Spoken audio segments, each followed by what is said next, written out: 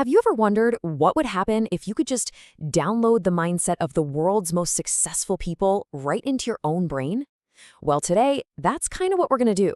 We're diving into the legendary work of Tony Robbins to give you a real blueprint. We're going to unpack the actual tools you can use starting this very second to build the life you really want. So let's just jump right in with a massive question.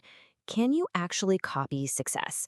I mean, is it some kind of magical lightning that only strikes a few lucky people, or is there a formula, a recipe that anyone can follow? Okay, so here's the core idea. It's called modeling, and it's built on a really simple, powerful belief. Success is not an accident. It leaves clues, like a trail of breadcrumbs.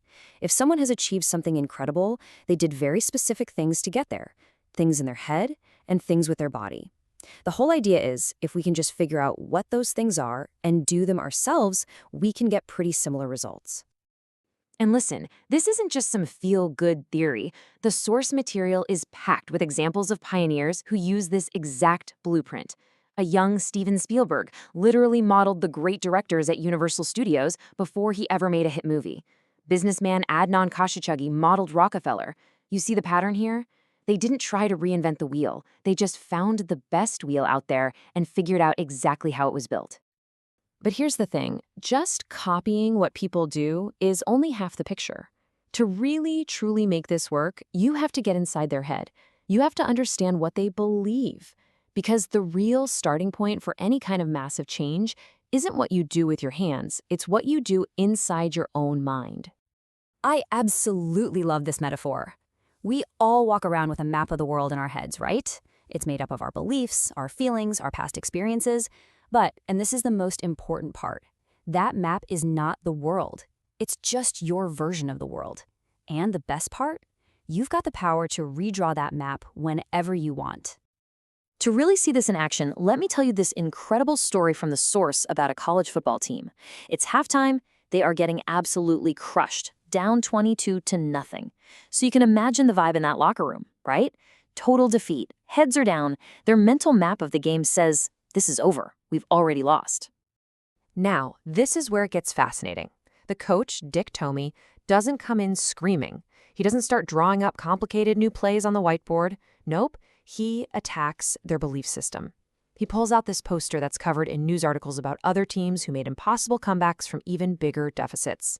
He wasn't trying to change the plays, he was trying to change their map. And the power of that new map? The final score was 27-22. They won the game.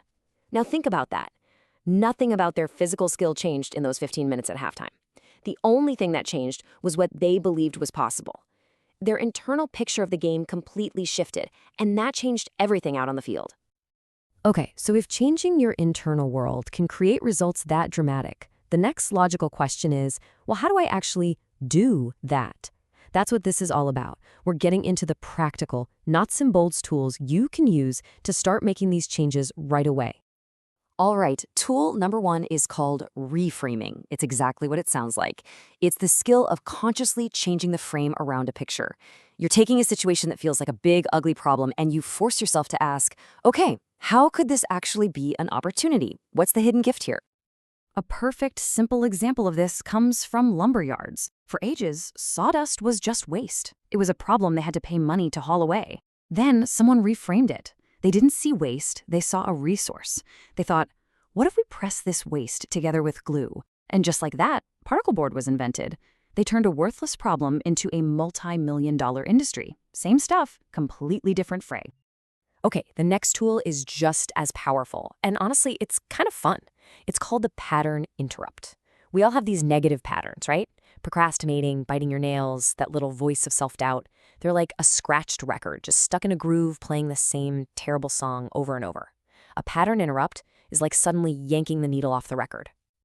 And the process is so simple. First, you just have to spot the pattern as it's happening. Second, the moment you catch it, you do something totally weird and unexpected to just scramble the signal. The book gives this funny example of offering a smoker a kiss every single time they reach for a cigarette. It's so bizarre, it just shatters that automatic habit. And then, in that moment of confusion, you can consciously choose a new, better action. So let's use these tools on the biggest, most stubborn pattern of all, the fear of failure. I mean, what if we could just reframe the entire idea of failure? What if we could interrupt our fear of it? Because the most successful people on the planet, they've already figured this out. See, for people playing at the highest level, the word failure doesn't even really compute. There are only outcomes. There are only results. If they try something and it doesn't work out, they don't see it as a reflection of who they are. They just see it as feedback. It's data. It's information they can use to change their approach and try again. And if you think that's just some new agey concept, let's look at Abraham Lincoln's journey. Just look at this timeline of setbacks. He failed in business, lost multiple elections, dealt with crushing personal tragedy, and even had a nervous breakdown. I mean, by any normal standard, his early life was just one failure after another. But he clearly never saw it that way. For him, each one was just feedback, a lesson learned, and a reason to keep going. 1009. Just let that number sink in. That's how many times Colonel Sanders got told no when he was trying to sell his fried chicken recipe.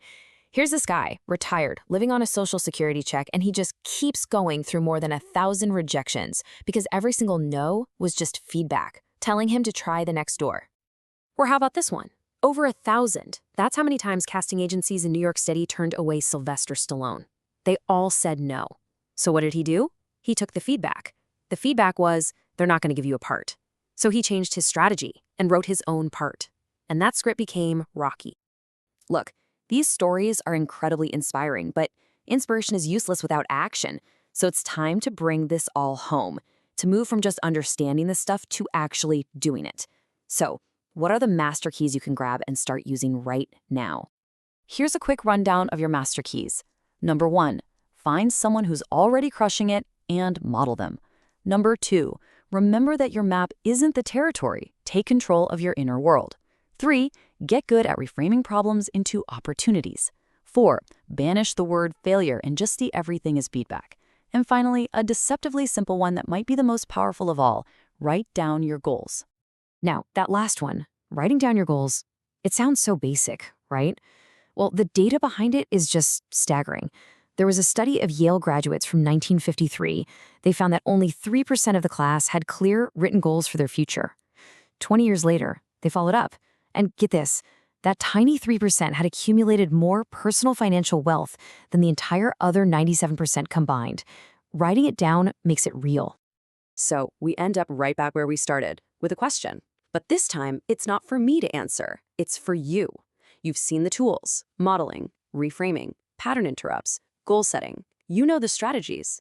So the only question left is, what's going to be your first step? What action are you going to take right now to unlock your own unlimited power?